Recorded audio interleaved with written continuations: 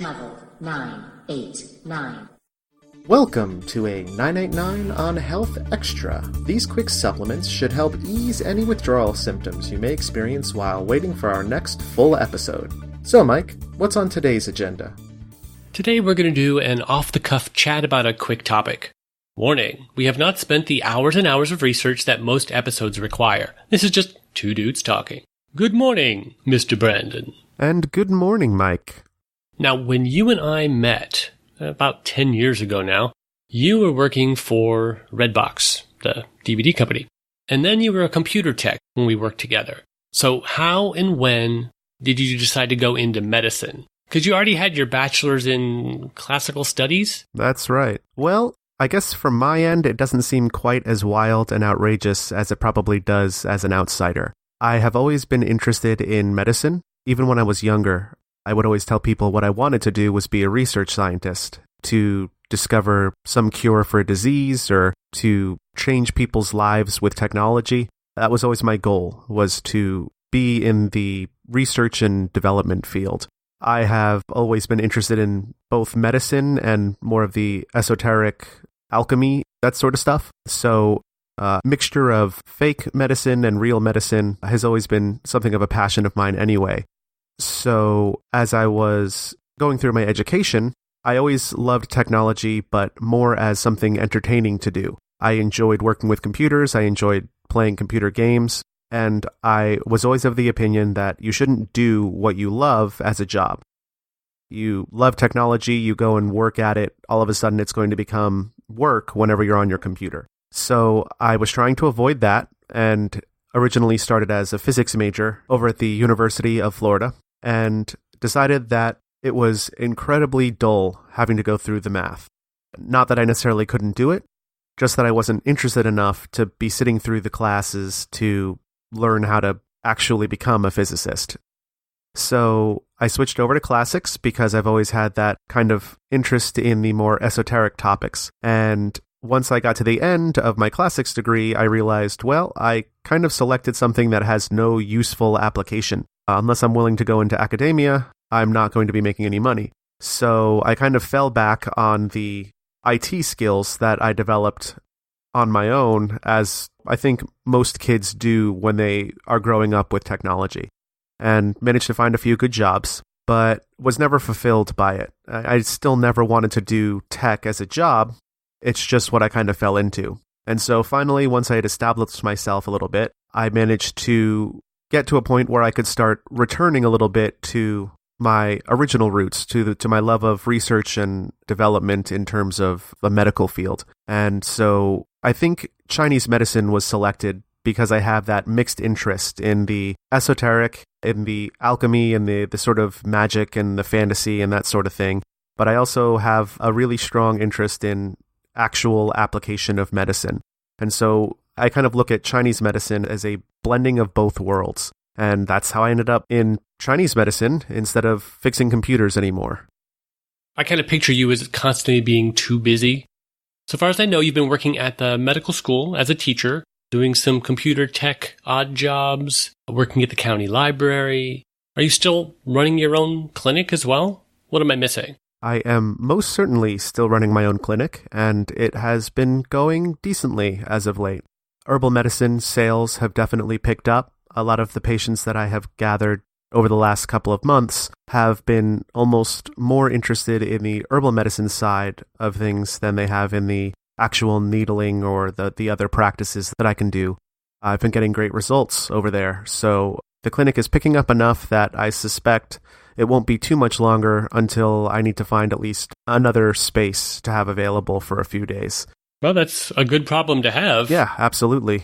I keep talking to other practitioners who are doing well also, which is great to hear. I think that it's time for me to step it up at some point here. But yes, so I'm definitely still running Origin Clinics, which is going well. And let's see, you mentioned the county library, which is a fun place to work. It lets me work with a whole bunch of different people and getting the chance to apply some of my IT skills there as well. I'm actually getting to teach a group of kids the beginnings of programming. So it's been really interesting and very enjoyable. It's been rewarding to see them spreading their wings a little bit and learning how to program a computer. Very cool. When you say that, I think of the iPad has the kind of lesson plans for learning Swift. So that's what I think of immediately. But what language are we talking about here? The lessons we're going through are actually developed by Google, and they're using something that's called CS First. And it's basically a series of lessons that they've created using a platform called Scratch, which was developed by MIT.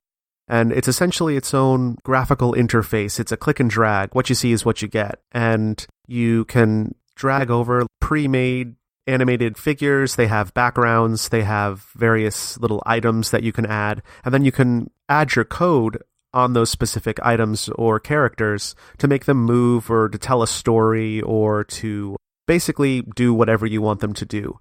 It gives a way for the kids to immediately see what their programming does. It gives them immediate feedback as to whether it's working or how programming works, and then they can physically see it in the form of the story they're telling. That's very cool. I wish there'd been something like that when I was a kid. Yeah, you and me both. I'm really excited to be a part of it, and Google has really outdone themselves with this whole program. They've got the lectures all put together, and they've got the step-by-step guides for the kids all set together, and they have stickers and headphones, and they really make it easy to teach the whole program, and it's really nice. Wow, I was picturing just a website, but it sounds like they're committing to that pretty strong. Oh yeah, they're definitely going above and beyond. Anyone who has any interest in it at all or want their kids to start learning programming, look at the CS First with Google program. It's absolutely brilliant. Or heck, if you're a grown-up who's a little afraid of it, it's a good way to start. Go read the kids' stuff. It's a great way to start. Yeah, I've never been afraid to do that.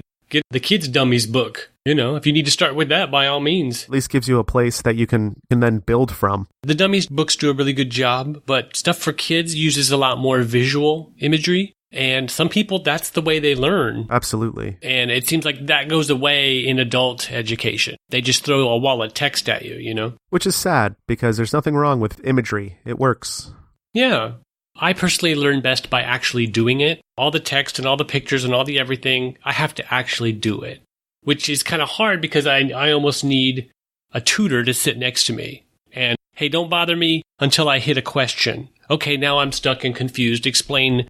I don't need to learn all that. I figured that out. Teach me this part that I'm stuck on. I think a lot of people end up learning that way. So the CS First program kind of allows that feedback in all forms. So they've got the videos and the go do it yourself, and then you can see what's happened. Then you've got the teachers, the gurus is what they call you, that are there to answer your more immediate questions. It's great. It's been a really rewarding experience. That's very cool.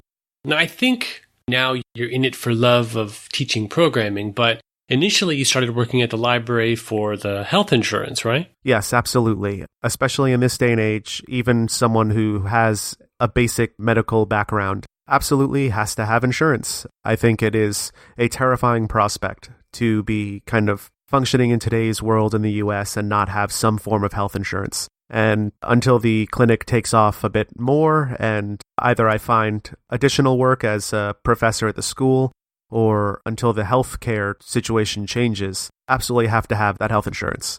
It's just unfortunate that you're running your own business and you have to have a side job for insurance. We're actually seeing that more and more. Every time I talk to a small business owner, and even some medium-sized business owners, they often don't have health insurance even for themselves, much less for the entire company. And that just seems to be par for the course. It's almost acceptable now. It's like, well, you used to be able to get coverage when you were working full-time for a company, but now it's an added benefit, and it's really just that, an added benefit.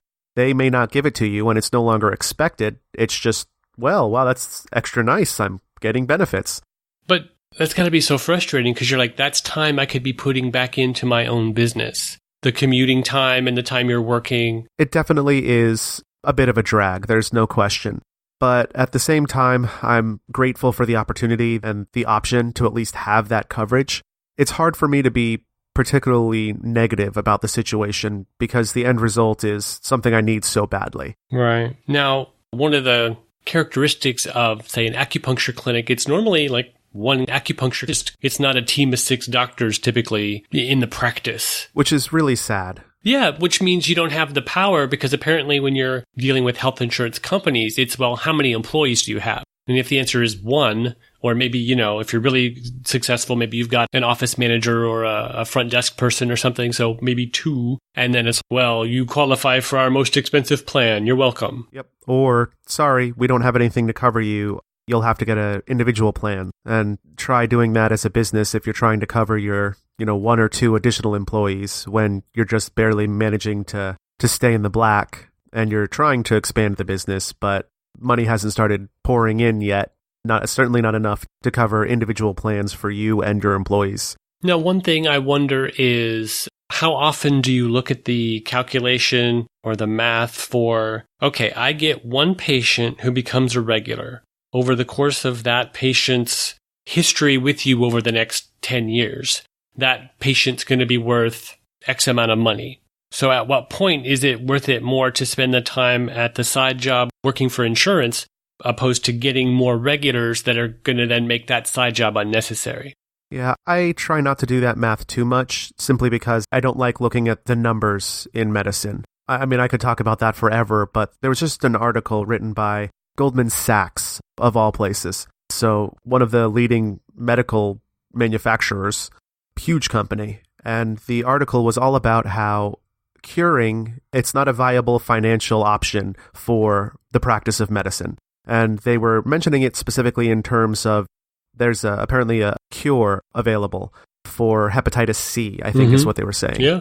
And it's how, well, we're only going to make $4 billion from the cure for hepatitis C this year. But if we had just treated the symptoms and kept the patient feeling well but didn't cure it, it would have been a multi-billion dollar year. Right. And that's a really nasty place for medicine to be at. Which hopefully would be illegal. Well, you'd love for it to be illegal, but at the same time, the companies and the huge corporations that are responsible for all the major research going on, if they just don't focus on cure, or if you just never hear anything about the progress of a particular research study, hard to make that illegal, only because what is it and how is it happening and how would we even know?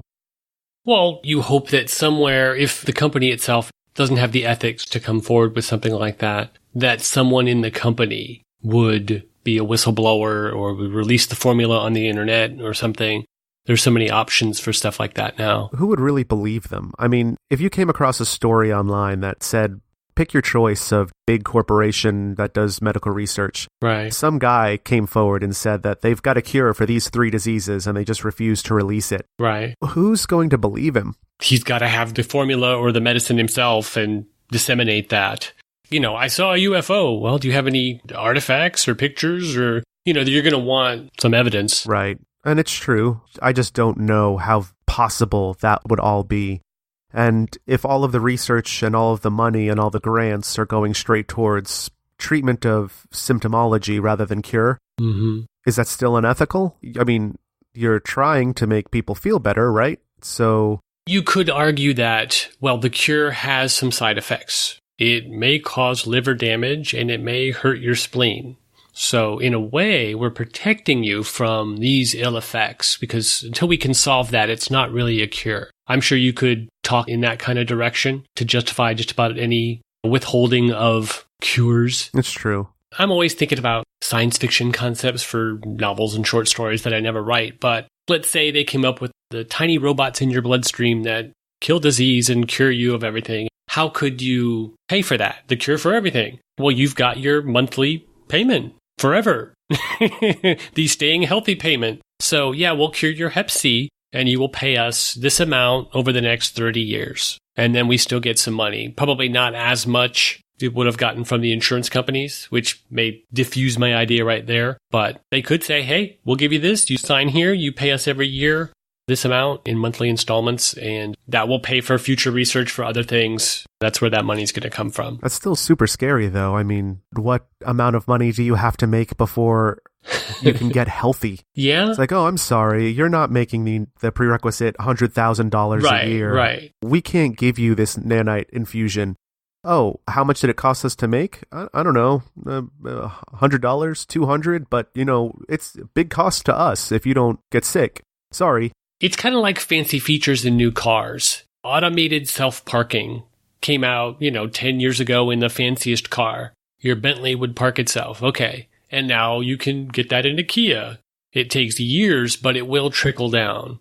And then people will also be working to reverse engineer these things and disseminate them. And then all of a sudden you have black market nanites, which Yep. do horrible, horrible things to people. Yeah. But it's no different than medications. I mean, people will always be trying to come up with a solution if they can't Right. get the medication they need because it's too expensive. There's always stuff going on there. That's how a lot of the quackery becomes popular. That's how alternative medicine at this point functions, is if I'm not getting the results I need or I can't get the results I need, I'm going to go anywhere else I can. So I guess why not do your best to cure things and then realize that there's going to have to be a different market that you make your buku bucks from.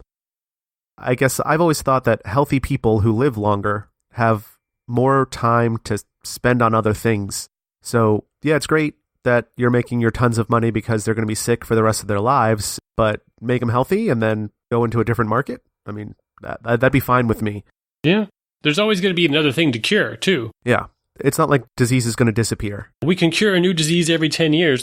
Okay, well, there's no end of diseases, so you'll be fine. And even if there is an end to disease, like I said, that's okay. Yeah. As a physician, I do make my money from people needing to feel better. I am still okay with the fact if every single one of my patients was cured and said, "This is amazing, I don't need your services anymore." It hurt my bank account, but I would be thrilled that my patients were feeling better because that's literally my job. This might just be me, and it's probably just showing how naive I am. But you'd be surprised and shocked if you bumped into your priest at the house of ill repute, or your mechanic at the side of the road, he's unable to change a tire, or your medical expert, overworked, underrested, working themselves into an early grave. Now, I remember that you started working hard to get into better physical condition, and part of the reason was, as a person who's going to be giving medical advice, you wanted to practice what you were about to preach. You have been burning the candle, both ends, the middle, which does not seem sustainable. So, what finds you here, Padre? Giving last rites to the madam? Yes. I wish I had an adequate answer for this one. And it is an unfortunate fact, not just from me, but from almost all of the medical practitioners you have these days. We do not make good patients. We should, but we don't. And, well, at least you're correct when you were mentioning my desire to get healthy. When I was about halfway through med school, I decided that no one's going to listen to a physician who gives you health advice if he is not himself at least visibly healthy. So I was overweight and I was obviously unhealthy. I really needed to get myself to a point where I felt I could show up to work and say, I am healthy. This is as a result of the medicine I practice. If you follow through with what I require you to do, you will feel better. And so I think that was a good direction for me to go. Now, unfortunately, you're absolutely right. At this point, I'm doing the personal clinic and I'm still moonlighting as an IT professional, and I'm picking up some hours as a supervisor at the clinic at the school that I graduated from. So essentially being an attending physician, and also teaching the class over there and doing the part-time work with the county. So I'm definitely working more than I should. How am I going to balance all that? How do I balance all of that? And everything else in your life. Because, in relationships and friends and pets and home and everything else. That's a good question, and one I don't have an answer to. I'm definitely concerned that something is going to have to change, and I'm hopeful that within the next few months I'll be in a place where I can remove something from my plate and at least create some semblance of normalcy and of pattern that is sustainable. Unfortunately, as physicians, we sometimes have to make sacrifices of our own health for the good of the patients that we're seeing. Now, there's a limit to that. If your doctor's been up for 48 hours and you come in for surgery and you're the last patient on the shift, chances are you're not getting your physician at their best. I have the benefit of not having to treat emergency situations. For the most part, if you're in an acute situation where you need someone at the top of their game, you're not coming to see me. You may call me for advice and I may send you straight over to the ER, but at least on my part, if I'm a little tired on the day that I see you, the worst that's going to happen is that your doctor is a little tired and he's not as engaged as usual. Unless I'm falling asleep dead on my feet, I'm not going to hurt you. I'm not going to make matters worse, which is very nice. That's not so much the case with some of the more active physicians in the Western world, surgeons and people prescribing really heavy-duty medications. You're putting yourself at a pretty significant risk that we are not doing the prime job that we should be doing. So, again, I don't have a good answer for you. I should be taking better care of myself and being a little bit more careful, but I think financial requirements really do make a huge difference as to what your doctor or what anyone really, how they act and what they can do on a daily basis. Before we started recording, we were talking about booking things on a calendar and how you were going to start booking sleep so that you could actually tell what your free time was. I think our present selves do a lot to screw up our future selves by overbooking ourselves. There might be something to be said for, we've both worked with a lot of appointment booking software. So there might be something to be said for a standing appointment with yourself on a regular basis to just read a book or watch a TV show or whatever. You book that out, that time's already filled. And as you're going forward to book other things in your day, hopefully that doesn't get bumped. And then you've kind of reserved a little moment for yourself to just relax a little bit.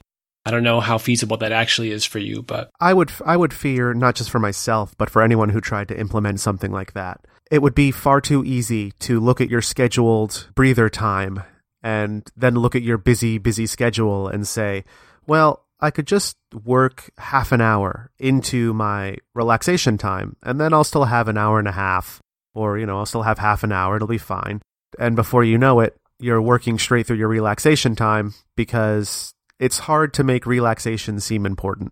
It's true, but you would tell your patients how important that is. I absolutely would. And sleep. Scheduling that in and sticking to it is actually really important. And again, I should be doing it. And as we were discussing before we started recording, it's at least something I'm going to implement in terms of sleep is to put it into my schedule so that I know it isn't free time. It isn't something I can schedule into.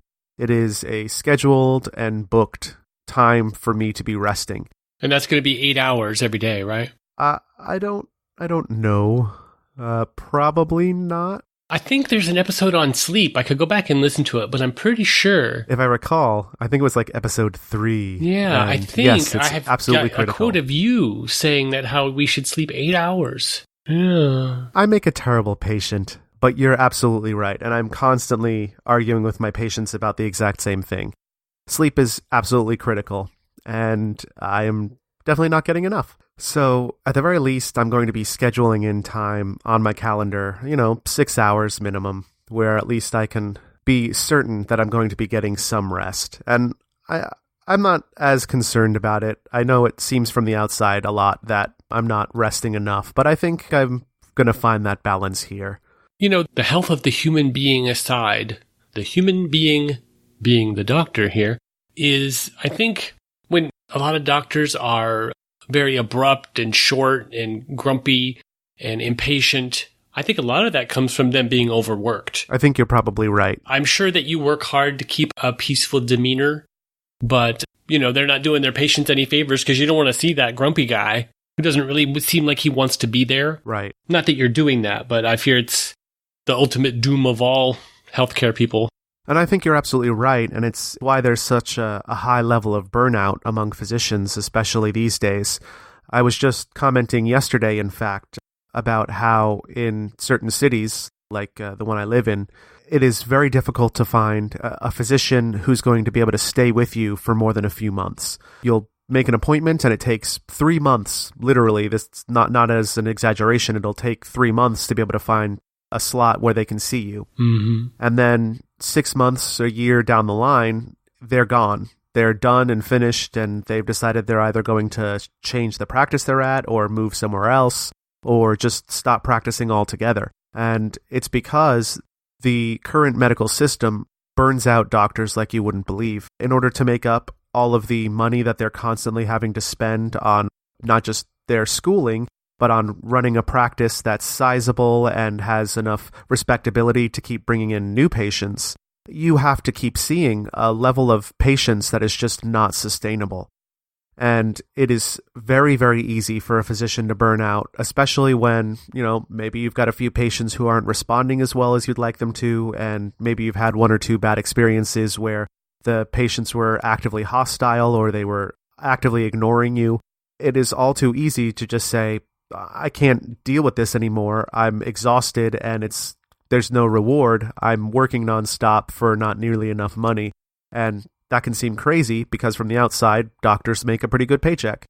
But from the inside, it can seem almost overwhelming, especially after you've been working far too hard. So it's not just me. I think it's part of how, not just even the medical profession, I think that's the way that kind of the average worker is going now. They're getting paid not enough for having to do far too much too often. I think there might be something wrong with me, but I've never been reluctant or afraid to tell my boss, I don't have time for that. So many people just seem to suck it up and I'll find a way to make it happen. And you can do that occasionally. Well, for this one project, we can push and get it out. But then it becomes every day. So I have no qualms. I don't have time for that. What don't you want me to do to make time for that? And that kind of makes them go, oh, crap. Okay, yeah. I think it's part of that constant search for the American dream. That idea that if you work really hard and you keep your nose to the grindstone and you do what you're supposed to do, eventually you're going to make it into the upper echelons where all of a sudden, because you've been working so hard and because you didn't say no, you will be able to get a manager's position. And now all of a sudden you're making 3 times the amount of money and you're the one who's getting to tell everyone else, well, work harder and getting that money. Well, it's easy for me to say I have a 9 to 5. When you're your own boss in your own business, it's totally different. And that's true also. When you're the owner of your business, and especially when it's a fledgling business, that one person you turn down or that one thing that you don't do could make the difference between, paying your bills that month and keeping the doors open and having to go without something or to close your business down. All right. So it turns out in the end, Brandon and I chatted for over an hour, and I think it's all really good stuff. But we're going to wrap it up here for today and finish off our talk in next week's episode.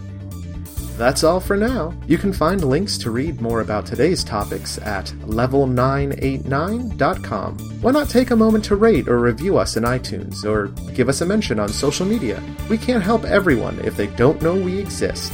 Don't rely on us as an alternative to medical advice from a professional healthcare provider. For the full disclaimer, please see our website. Thanks for listening, and now, go health yourself.